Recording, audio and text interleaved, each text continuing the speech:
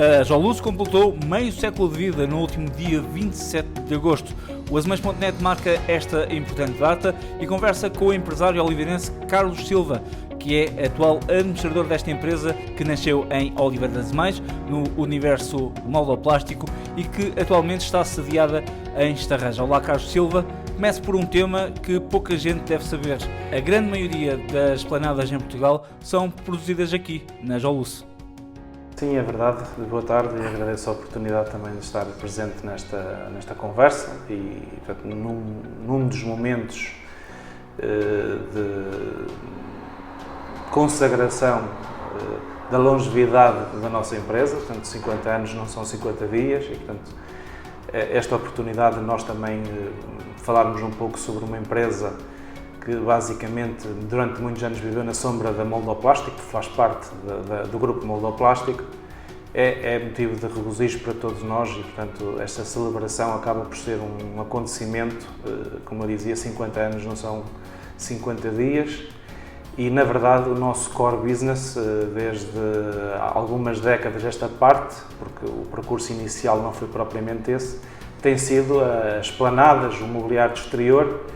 E é muito provável que quando estiver sentado numa esplanada, num dos cafés ou num dos restaurantes em Portugal, esteja sentado numa esplanada Joluço, uma vez que nós temos grande parte da cota de mercado nessa área.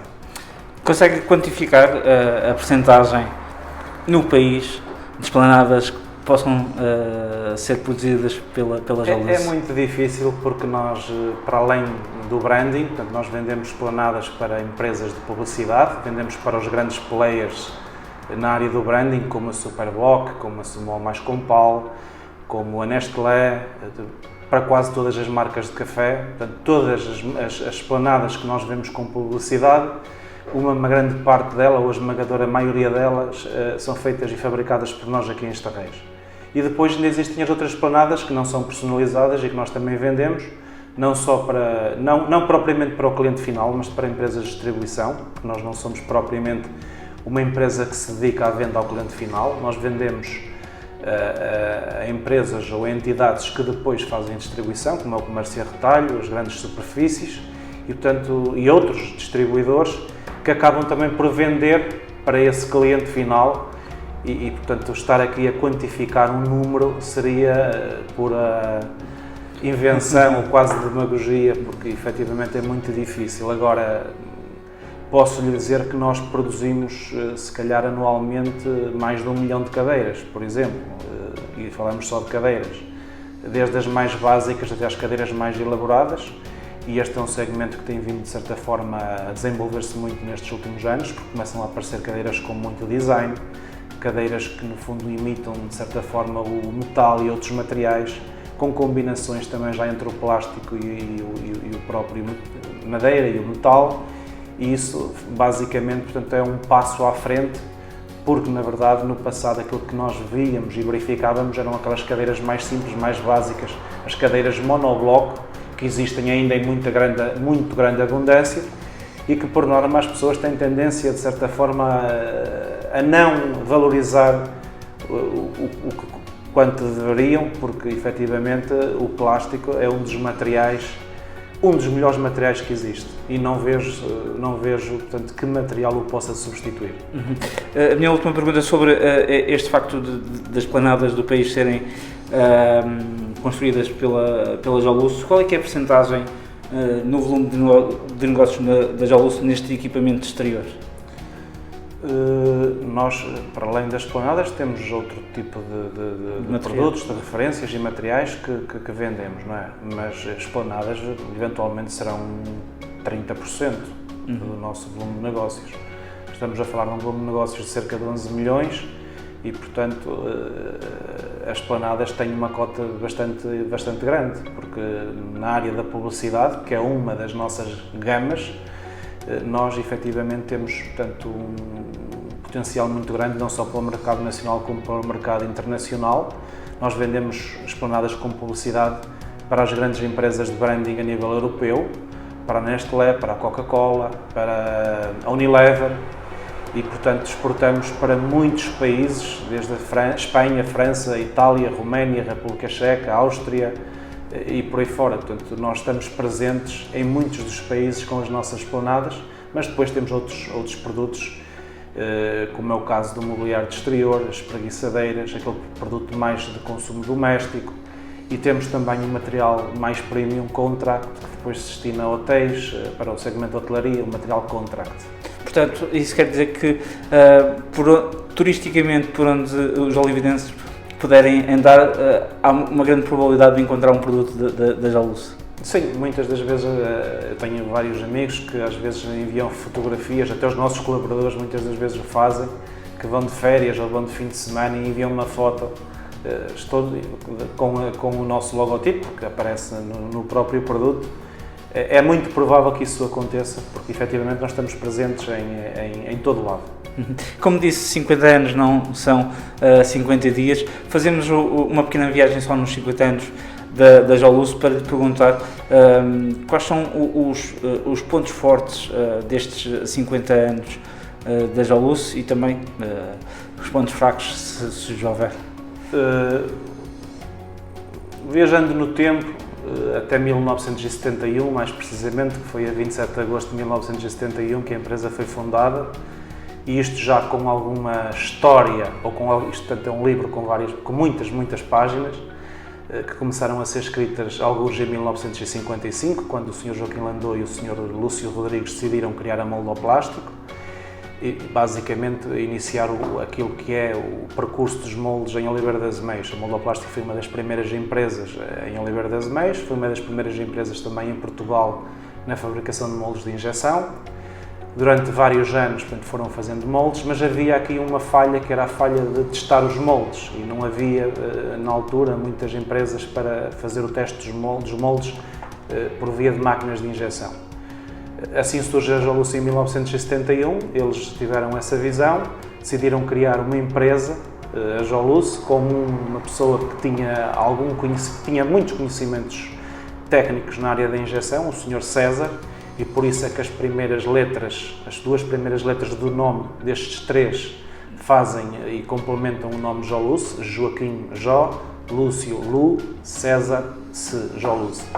E basicamente em 1971 a empresa surge, no fundo, como apoio à empresa-mãe, como um complemento da empresa-mãe para a testagem dos moldes que eram fabricados na Moldoplástico. Depois, com os passados tempos, foram-se angariando alguns clientes estratégicos em outras áreas e basicamente a empresa, durante longos anos, no fundo, acabou por ser uma empresa que trilhou um percurso paralelo, não só de testar os moldes para a Moldoplástico, como também em regime de subcontratação, fazendo peças para muitos clientes.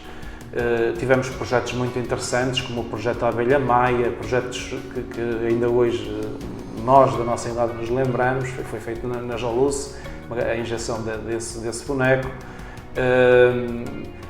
Outros brinquedos, muitos brinquedos foram feitos, caixas para utilidade doméstica, os carrinhos de linhas, foi um dos fatores também diferenciadores na altura. Eram moldes que nós, bastante complexos de se injetar, e portanto pelas suas tolerâncias e pelo facto de terem muitas cavidades, e eram difíceis de ser produzidos, e nós trabalhávamos com uma empresa que era muito conceituada na altura, que era a empresa Coates & Clarks, e basicamente, portanto, a Joluce trabalhou durante muitos e muitos anos numa base de regime de subcontratação e num complemento à empresa-mãe. Depois, com o passar dos anos, com a experiência que foi sendo adquirida também na Moldoplástico, porque a Moldoplástico era a empresa que na altura fabricava grande parte dos moldes para todo o mundo na área do mobiliário, e também através de uma parceria que houve com um cliente, pensou-se, e por que não avançar-se também com uma produção de produtos próprios da Joluce. E foi aí que Estamos a falar em que ano esse? 1990, foi quando fizemos o nosso primeiro molde de um casco de uma cadeira, que até foi agora o símbolo que nós utilizamos para a comemoração dos 50 anos, está lá em baixo na nossa entrada. Esse casco de cadeira foi, também como curiosidade, um casco que fabricou as cadeiras para o estádio do Sporting Clube Portugal, no início da década de 90, foram produzidas muitas cadeiras na Joluce para esse efeito, e essa parceria com essa empresa também que eu há pouco falei e referi, foi o pontapé de saída para aquilo que viria a ser o verdadeiro core business da empresa e que está relacionada nestes últimos 20, 30 anos com a produção de cadeiras, de mesas, de espreguiçadeiras, de bancos e basicamente é um pouco esse o percurso da Joluce. Hoje é uma empresa conhecida internacionalmente, é uma referência a nível internacional, nós já tivemos vários prémios internacionais também pelo design, pela qualidade dos nossos serviços, que nos orgulha, principalmente porque as atribuições que foram feitas com base em apreciações de concorrentes nossos, e isso deixa-nos orgulhosos por esse feito. Naturalmente que... Qual é que é o prémio que destaca? São todos importantes, todos os prémios são importantes, não destaco nenhum em particular, destaco acima de tudo o reconhecimento a nível internacional da empresa. Portanto, quando nós começamos a ser uma empresa com uma componente muito exportadora, talvez a partir de 2008, 2009, em que as nossas exportações passaram a ser maiores do que aquilo que vendíamos para o mercado interno, acho que aí é de facto o ponto de viragem, não foi assim há muitos anos, porque nós da década de 90 até 2000 continuamos a trabalhar muito ainda em regime de subcontratação, mesmo nesta área, e só a partir de 2000 é que praticamente começamos a ter mobiliário próprio nosso, a desenvolver os nossos produtos, a competir com os grandes players que existem e fabricantes a nível internacional, nomeadamente em Espanha, em Itália e na Holanda, que são onde estão os nossos principais concorrentes. E, portanto, esse foi basicamente o ponto de viragem. E hoje, como dizia, somos uma empresa reconhecida e isso deve-se ao trabalho de muita gente, naturalmente. Daquilo que disse aqui, na verdade, 2 pontos de viragem. Em 1990, quando mudam a área de negócio, e em 2008, quando vão para a exportação. Exatamente. Basicamente é um pouco isso, são esses os pontos de viragem. Também em 2008 acabamos por beneficiar desta nova infraestrutura, que foi a construção de uma unidade fabril em Estarreja, quando nos mudamos da Oliveira das Meias para Estarreja, em circunstâncias que tiveram que ser na altura, não é? Mas ficamos de certa forma com outra capacidade e a empresa começou a ter a dimensão e acima de tudo uma capacidade de resposta, por exemplo ao nível do branding como poucos. Nós somos líderes de mercado a nível nacional, nós somos um dos grandes fabricantes a nível europeu também, porque para além do serviço e do bom serviço que prestamos, temos uma capacidade de resposta, como eu já disse, bastante boa. Ou seja, se um cliente nos diz que pretende um determinado artigo, ou se pretende o branding de uma determinada maneira, nós, porque fizemos com que isso fosse possível, nós conseguimos fazer num espaço de tempo que mais ninguém consegue. Porque tudo o que nós fabricamos é produzido aqui dentro de portas. Naturalmente compramos a matéria-prima fora, mas depois todo o processo de fabricação é feito por nós, inclusive a publicidade. Isso não acontece com os nossos concorrentes, que por norma vão para empresas, subcontratam esses serviços para depois fazerem a própria fabricação. Acho que essa é uma das grandes mais-valias que a Joluce tem e é um dos nossos pontos fortes, pelo menos na área do branding. Voltando a 1990, porque o início da minha pergunta era os pontos fortes e os pontos fracos da Joluce. Em 1990 são obrigados a mudar de área de negócio porque a empresa já poderia não estar tão robusta financeiramente como tinha acontecido até então? Não, eu julgo não se tratar disso. A Joluce sempre funcionou, como eu dizia, as instalações não eram muito grandes, eram instalações relativamente pequenas. Nós tínhamos 2 pavilhões em Oliveira das Meias, que partilhávamos num espaço geográfico com a Moldoplástico e efetivamente a Joluce acabou por ser sempre uma empresa com uma dimensão pequena, portanto não havia por parte dos acionistas e por parte da administração ou da gerência, na altura ainda eram sociedades por cotas, não havia, portanto, uma ambição desmedida ou uma ambição que pudesse fazer com que a empresa crescesse.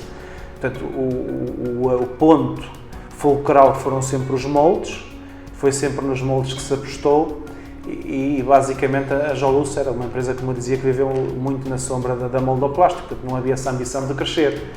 Isso transformou-se por uma oportunidade que surgiu, não é? Acabou por surgir, foi de uma oportunidade que teve a ver também com aquilo que eram os negócios da moldoplástico. Isso acabou por surgir e a partir daí sim, a empresa começou a ter modelos próprios e a crescer e a ver que havia um potencial por conquistar e foi a partir daí que efetivamente a empresa cresceu. Nós basicamente de 2008 ou 2009 a 2013 conseguimos fazer crescer a empresa quase 60% ou 70%, só para ter uma noção. Portanto, foi esse o grande momento de viragem, como eu dizia, a internacionalização. Porque começamos a estar presentes em feiras internacionais, começamos a ser conhecidos internacionalmente, começamos a fabricar novos modelos, novos produtos, alguns deles inovadores e diferenciados, e isso fez com que, efetivamente, portanto, a empresa crescesse quase de uma forma natural. Essa internacionalização em 2008 tem muito a ver com os vossos clientes de mobiliário urbano ou nem por isso? Tem a ver com todos os nossos clientes na área, como eu dizia, do branding, porque crescemos muito no branding. Nós deixamos de fornecer apenas a um cliente em Portugal e passamos a fornecer a quase todos os clientes em Portugal, todas as grandes marcas que nos compravam, e depois também começamos a vender a todas as grandes marcas internacionalmente. Portanto, quando a Nestlé faz uma compra, faz uma compra integrada para vários países, por exemplo, e portanto nós ganhando esse leilão, e depois funciona muito por leilão, em que os concorrentes apresentam os seus modelos e os seus preços, nós ganhamos sistematicamente ou muitas das vezes esses leilões, e ao ganharmos, portanto, não estamos a fornecer apenas em Portugal, estamos a fornecer a um conjunto de países. E naturalmente que isso começa a dar visibilidade à empresa, porque as nossas esplanadas e o nosso mobiliário começa a aparecer em Espanha, começa a aparecer em França, começa a aparecer em Itália e, no fundo, todas aquelas empresas concorrentes dessa empresa têm a curiosidade de ver quem é que é o fabricante e automaticamente começam a consultar-nos para darmos cotações e, portanto, as coisas acabaram por surgir.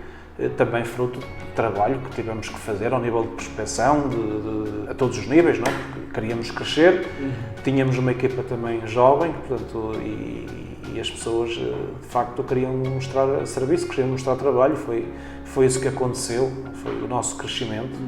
Como disse, em 2008 que constroem esta unidade industrial em Estarraja, saem de Oliveira das Mães. Foi em 2005 que se iniciou a construção e em 2008 fez-se a mudança para Estarraja.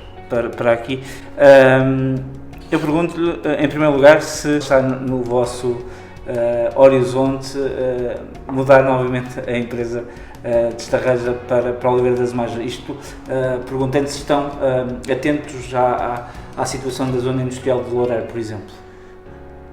Nós estamos atentos, estamos tão atentos que, aliás, fomos dos primeiros a estar atentos porque fomos das primeiras empresas a comprar precisamente lá um terreno. Nós ainda hoje temos lá um terreno com mais de cerca de 30 mil metros quadrados na área industrial de Loureiro, mas infelizmente as coisas na altura, quando foi feita essa aquisição, as coisas não aconteceram e havia a necessidade mesmo urgente de se construir, porque a empresa estava num crescimento, estava em franco crescimento e portanto, as coisas a nível camarário não correram da forma que deveriam ter decorrido, portanto não vou estar agora aqui a evidenciar o porquê, nem os motivos que na altura foram subejamente conhecidos, portanto havia a necessidade da empresa se mudar, ter umas novas instalações, a Câmara ainda estava a desenvolver no fundo o projeto de infraestruturas para aquilo que seria a unidade industrial em Loureiro, não conseguiram e nós tivemos que procurar soluções e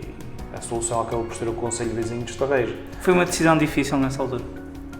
Eu penso que terá sido uma decisão difícil, porque quando se faz um investimento grande num terreno, não é, que custou muito dinheiro e depois não se consegue consumar aquilo que se quer ou pretendido, claro que é uma decisão difícil. Passar para uma alternativa, para um plano B, foi aquilo que aconteceu, mas viemos para Estarreja, também foi um desafio enorme. Nós fomos a primeira empresa neste ecoparque empresarial, que hoje é composto por inúmeras empresas, muitas empresas que aqui estão. Com vizinhos oliveirenses, Chico. Com alguns vizinhos oliveirenses, sim. E nós fomos a primeira empresa a vir para cá, quando as infraestruturas também ainda não estavam completamente concluídas. E, portanto, foi uma aposta na altura da administração da Joluce e da Moldoplástico.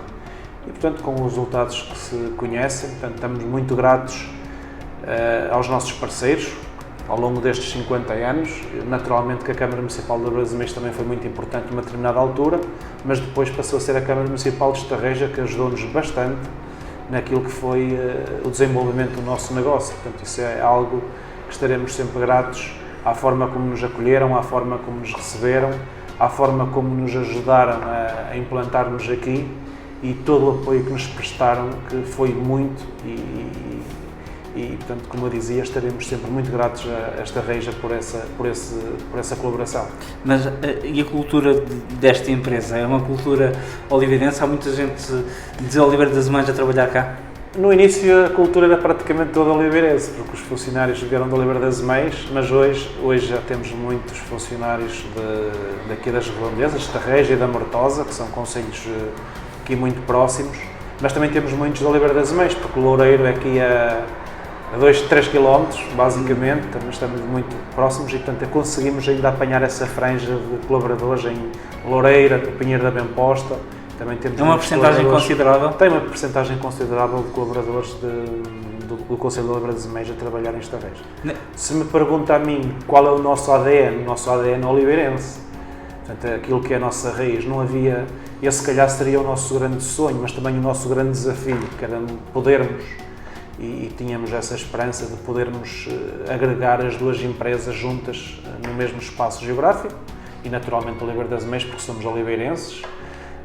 Esse seria um sonho, porque retiraríamos muitos dividendos disso, do facto de estarmos juntos em termos logísticos, em termos de sinergias, seríamos naturalmente muito mais fortes. Eu tenho que perguntar, numa última entrevista que lhe fiz, enquanto administrador da Moldoplástico, disse que a empresa iria crescer em termos de espaço. Com esse crescimento, seria possível esta mudança da Joluce? Aquilo que acabou de dizer, isso seria possível? Sim, seria possível. Neste momento não é isso que está em equação, mas naturalmente que nós, porque os últimos tempos não têm sido fáceis para uma grande parte da indústrias nacionais, julgo eu, nomeadamente para as empresas dos moldes, e as de plásticos acabam por estar também afetadas como consequência lógica e direta, e há que ter os pés assentes na terra e dar passos certos.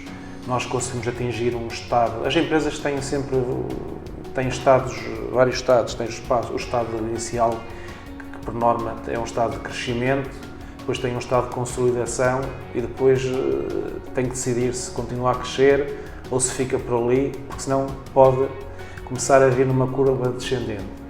E nós, neste momento, estamos a procurar ver aquilo que o mercado nos vai oferecer para, efetivamente, pensar numa estratégia a longo prazo, que já tínhamos mais ou menos definida antes de todas estas complicações, do Covid, da incerteza na indústria automóvel, das relações que existem a nível, e das tensões que existem a nível mundial, as relações dos Estados Unidos com a China e com a Rússia, o Brexit. Portanto, houve aqui todo um conjunto de fatores adicionais que, de certa forma, vieram pôr em causa muitos projetos que existiam. E nós, como ambiciosos como sempre fomos, e como eu também disse na anterior entrevista, nós temos um projeto de ampliação de instalações para a Moldoplástico e tínhamos também um projeto de aumento de capacidade para a Joluce. Neste momento isso não... Mas cá em Estarreja? aqui neste... Esta região em Oliveira das Meias, porque temos também lá espaço para isso, no atual parque, na atual área da Moldoplástico. Portanto, é algo que ainda não consumamos, mas que temos como objetivo. Poderá não ser no espaço temporal que nós desejávamos, num espaço mais a médio e longo prazo. Vamos ver o que é que os próximos tempos nos dirão. Portanto, aquela zona industrial do Loureiro será sempre uma hipótese? Será uma das possibilidades, poderá ser uma das possibilidades se a empresa efetivamente vier a crescer conforme nós temos essa ambição e esperança, não é? Quantos empregados é que tem neste momento a Jolus? Nós, em termos de funcionários, os colaboradores fixos são 80 colaboradores. Depois, pontualmente, estamos a falar de uma empresa que tem uma atividade mais sazonal, não é? Porque a nossa atividade é feita muito entre janeiro e agosto. Setembro, outubro e novembro são meses em que nós crescemos bastante, porque ninguém vai comprar mobiliário de exterior num país que, portanto, por norma tem inverno, não é? Neste período da época alta conseguimos chegar aos 100 e ultrapassar mesmo o número de colaboradores, ter mais de 100. Estávamos a falar da vida económica das empresas. Em que ponto está neste momento a Jolus? Está em termos de crescimento? A empresa tem crescido todos os anos, felizmente. Tem crescido. Mesmo o ano passado, em ano de pandemia, nós crescemos 3% em relação ao ano anterior, e o ano passado foi um ano extremamente difícil, porque nós tivemos praticamente 2 meses sem trabalhar. O mês de abril e maio foram 2 meses em que o país fechou completamente, o país esteve parado, nós quase não vendemos, mas depois, quando as coisas começaram a abrir, nós conseguimos complementar essa paragem e conseguimos ultrapassar aquilo que eram os nossos objetivos, que inicialmente eram muito mais ambiciosos, mas a partir de uma determinada altura, com a incerteza que se gerou com a pandemia, as nossas expectativas começaram a ser muito mais baixas e de alguma preocupação. Felizmente as coisas depois melhoraram, porque as pessoas acabaram por não sair, acabaram por ficar por casa e, portanto, como não saíram e ficaram por casa, decidiram remodelar os seus jardins, os seus espaços exteriores. Os cafés também começaram a abrir de uma forma mais positiva e, portanto, acabamos por ter um ano muito positivo, o ano passado, o ano 2020. Fecham com faturação em 2020? Fechamos com perto de 11 milhões de euros, como falei, acima de uns 300 mil euros em relação, ou 400 mil euros em relação ao ano anterior. E este 2021? 2021 está a ser um ano muito semelhante ao ano passado, apesar de ter havido uma pequena quebra agora nestes últimos tempos. O problema que nós temos sentido é o problema que tem afetado toda a gente, é o aumento brutal do preço das matérias-primas, que é motivado por vários fatores, alguns deles um bocado dúbios, e é o facto de não haver matérias-primas no mercado. Nós, muitas das vezes, tivemos que ponderar se efetivamente podíamos trabalhar ao sábado ou ao domingo, porque poderíamos não ter matéria-prima para durante a semana. Quando fala em dúvidas, há muita especulação neste momento na matéria-prima? Não há matéria-prima, e isso naturalmente faz com que haja... Mesmo? Eu julgo que não haverá, porque nós pedimos e dizem-nos que não há. Agora, muitas das vezes nós sabemos como é que são os grandes fabricantes, não é? Estamos a falar, por norma, a matéria-prima vem de países com petróleo, não é? Do Médio Oriente, do Brasil. O facto também de não haver muitos navios em circulação e não haver contentores, que é um dos problemas maiores que existe no momento, faz com que, não havendo transportes, não havendo contentores, a matéria-prima não chegue. E isso faz com que a pouca que existe suba o preço. E que implicação direta tem isso na Jolus? Tem implicação porque nós sem matéria-prima não conseguimos trabalhar. Portanto, não tendo matéria-prima... Qual é o prazo de validade neste momento? Não se pode falar em prazo de validade. Nós vamos tentando encontrar matéria-prima onde a encontramos, mas foi o que eu disse, o preço, posso-lhe dizer que mais do que duplicou. Nós, no ano passado, pagávamos 0,95 euros por 1 kg de polipropileno, que é a matéria-prima que mais consumimos. Este ano pagamos 1,80, 1,85 neste momento, 1,90, para terem uma Isso vai ter efeito nas contas finais e o lucro Isso faz muito impacto naquilo que são as contas finais. Não só para o nosso cliente, porque nós tentamos aumentar os preços, mas muitas das vezes não conseguimos aquilo que pretendemos, porque tem que haver aqui um certo compromisso entre todas as partes. Nós entendemos que aumentar o preço de um determinado artigo para o dobro é quase surreal.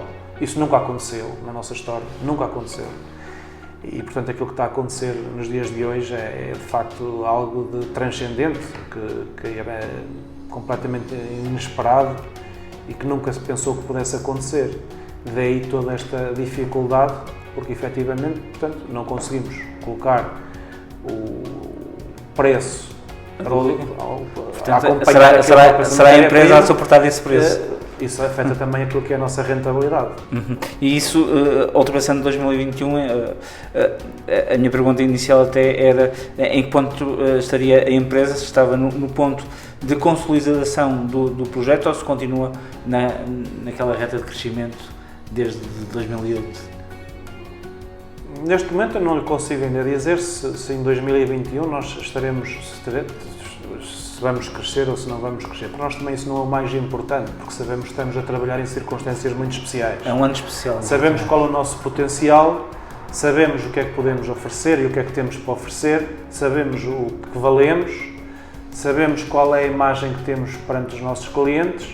Agora há coisas que nós não conseguimos controlar e naturalmente que todas estas circunstâncias adversas têm um impacto negativo na nossa empresa, mas sabemos, elas estão identificadas estas circunstâncias. E em 2022 está diferente. Naturalmente que as coisas, voltando àquilo que era uma normalidade, poderá acontecer, julgo eu, ou que acho que deverá acontecer. Se não acontecer, também não acontece para os outros, e significa que todos, naturalmente, têm empresas que pretendem que as suas empresas sejam rentáveis. Portanto, os preços terão que subir de uma forma gradual e progressiva e, portanto, isso vai acontecer com todos. Portanto, sabemos que este ano, 2021, será seguramente um ano muito mais difícil que o ano 2020, curiosamente, mas sabemos o porquê deste ser um ano difícil. Sabemos que existem aqui um conjunto, como eu disse, de circunstâncias e de fatores adversos, provocados por um conjunto de situações, nas quais a pandemia tem o seu papel principal, e aquilo que se espera é que as coisas, portanto, tendem a normalizar. Este ano seguramente já não será, porque aquilo que são as previsões dos nossos fornecedores é que, pelo menos, a matéria-prima até ao final do ano continua em valores altíssimos e seguramente, a manter-se em valores altíssimos, nós não vamos conseguir inverter a situação, mas esperamos que para 2022 que as coisas comecem aos poucos a voltar a uma normalidade, que é aquilo que todos ansiamos, não só para as empresas, como para as nossas vidas. Um facto curioso é o facto de a Joluce estar dentro do grupo Moldoplástico, mas analisando as tabelas de faturação de ambas as empresas, a Joluce acaba por estar ali muito equiparado e até poderá ter ultrapassado o nível de faturação da Moldoplástico. Sim, porque a Moldoplástico foi, como lhe dizia, já numa entrevista anterior, a indústria de moldes a nível nacional está a passar por um período de grande indefinição. Isso não é algo que esteja só a influenciar a vida da Moldoplástico, está a influenciar a vida de todas as empresas de moldes em Portugal. Se formos ver as empresas nossas concorrentes e as outras empresas de moldes, tirando uma ou outra exceção, todas elas baixaram significativamente a sua faturação, o seu volume de negócios. Aliás, isso é perceptível naquilo que são os estudos que existem. Eu sou um dos elementos que faz parte da Cefamol, faço parte da direção da Cefamol, que congrega as empresas de moldes e, no geral, as empresas de moldes baixaram entre 30% a 40% em média o seu volume de negócios. Isto porquê? Porque as empresas de moldes em Oliveira das Meias, na Marinha Grande e em Portugal, basicamente tinham o seu negócio todo na indústria automóvel. E a indústria automóvel, portanto, está a passar por dificuldades, o poder de compra das pessoas também não é o mesmo, portanto, as pessoas acabam por esperar mais algum tempo para comprar um carro novo ou para trocar o seu carro, e isto acaba por ser transversal não só a todos os países internacionais. E, portanto, aquilo que está a acontecer é, efetivamente, uma redefinição também sobre aquilo que é a indústria automóvel, sobre os carros a combustão, os carros elétricos, e, portanto, não há tantos restylings como havia no passado, e isso tudo afeta seguramente o crescimento da molda plástica e de outras empresas da indústria de moldes. Pergunto-lhe quais são os próximos passos da Jaluz. Tem algum objetivo a longo prazo? O nosso objetivo passa sempre por, primeiro, ser reconhecido como uma empresa credível, idónea, uma empresa estável, uma empresa consolidada e portanto, que isso seja, acima de tudo, bem referenciado a nível nacional e internacional. E em segundo, naturalmente, que temos que nos preparar para o futuro. O plástico também está a sofrer aqui uma ameaça grande. Eu continuo a dizer que o que está aqui em causa são comportamentos, não propriamente questões de materiais, porque não há nenhum material tão bom como o plástico para aquilo que é a transformação, para a indústria, e com consequências para o nosso meio ambiente. Porque se nós tivermos comportamentos responsáveis, naturalmente que o plástico é reciclável e permite que seja novamente injetado e que sejam feitos novos produtos. E nós não encontramos muitos materiais assim. Portanto, aquilo que está aqui em causa é o nosso comportamento enquanto pessoas, enquanto cidadãos, porque muitas das vezes temos uma cultura de pouca formação. Portanto, falta-nos formação e falta-nos... E depois gostamos todos também de extravasar aquilo que é o nosso pensamento e dizemos coisas que muitas das vezes, na verdade, não são sustentadas em rigorosamente nada. O plástico é, sem sombra de dúvida, dos materiais melhores que existem em termos de pegada ecológica, em termos de transformação, em termos daquilo que nos permite, em termos de polivalência, em termos de custo e, se calhar, dos materiais que menos poderá ter impacto no meio ambiente se for devidamente utilizado e tratado. Portanto, os comportamentos é que efetivamente devem ser pensados.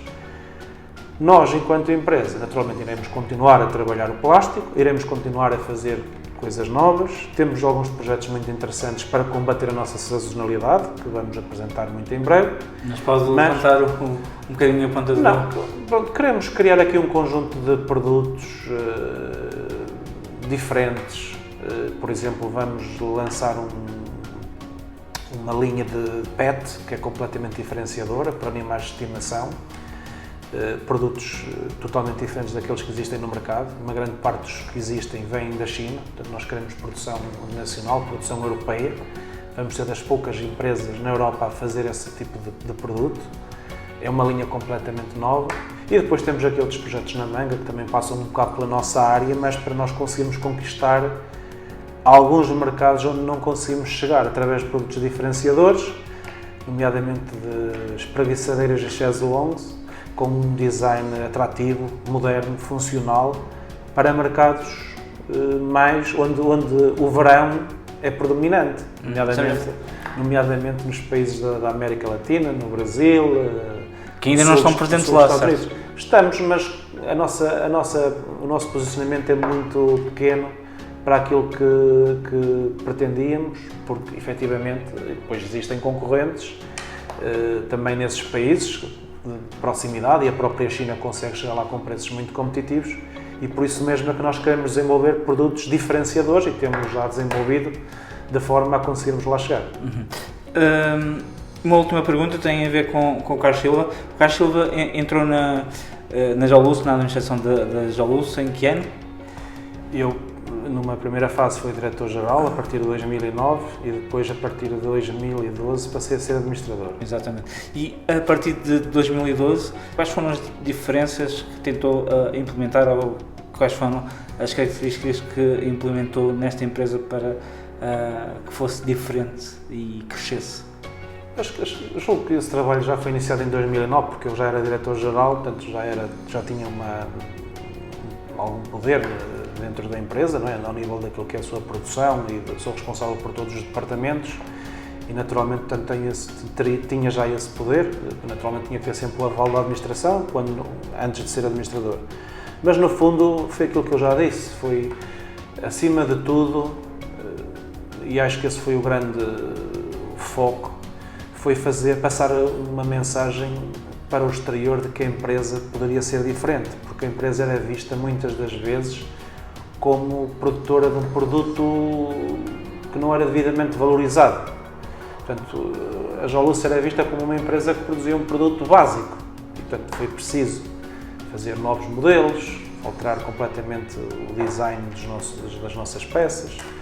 Foi preciso passar também uma imagem de confiança aos nossos clientes e dizer que estamos aqui, podem contar connosco para os desafios que aí vêm. Desenvolvemos muitos projetos em conjunto, fizemos muitos projetos com os nossos clientes e, acima de tudo, ter um serviço diferenciador. Acho que este foi um grande segredo.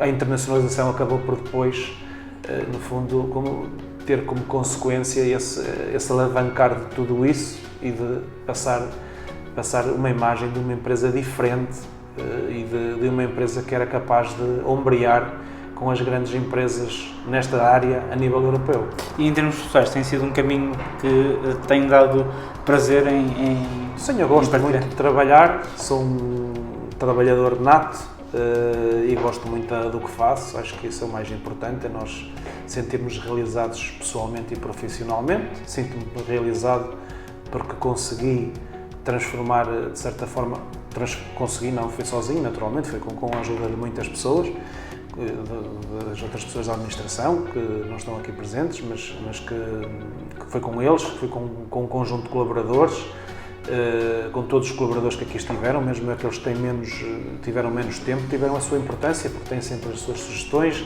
as suas opiniões. Acho que temos uma equipa bastante boa e efetivamente conseguimos transformar a empresa para aquilo que ela é hoje. E uma empresa que cresce de uma faturação de 4 ou 5 milhões para 11 milhões em poucos anos, dá-me de facto, dá-nos a todos e a mim pessoalmente um gosto especial e um sentimento especial.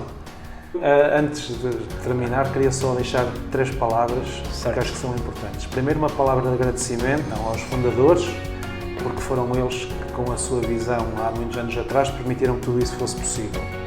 E, naturalmente, como eu digo muitas das vezes, não há nenhum sentimento mais, ou nenhum dever mais forte do que o sentimento da gratidão, e devemos estar gratos por quem teve este sacrifício e teve esta visão há muitos anos atrás. Nesse aspecto, o Sr. Joaquim Landau, o Sr. Lúcio Rodrigues e o Sr. César Guedes foram os obreiros desta empresa e para eles essa minha gratidão. Depois, uma palavra de reconhecimento a todos aqueles que trabalham connosco, não é? E que fizeram também este percurso connosco, como é o caso dos nossos fornecedores, dos nossos clientes, dos nossos parceiros que tivemos ao longo dos anos, as câmaras municipais, como eu já referi, da Liberdade Meija de Estarreja, e dos nossos colaboradores, porque as empresas são um conjunto de pessoas, acima de tudo, e foram eles que foram essenciais e vitais para aquilo que é hoje a Joluce. Por último, uma palavra, naturalmente, também de orgulho, porque este percurso, eu tenho a certeza absoluta que se os sócios fundadores fossem vivos, pelo menos seja aqui um dos Sr. Lúcio Rodrigues, porque o Sr. César Guedes esteve pouco tempo connosco, mas se os 2 sócios fundadores, ou os rostos mais visíveis da empresa fossem vivos, eu acho que estariam muito satisfeitos, muito felizes por ver aquilo que a Joluce é hoje e naquilo que ela se transformou. E por isso, eram essas 3 palavras que queria deixar ficar, porque acho que são importantes na história, nas páginas da tal história da Joluce, como eu referi há pouco.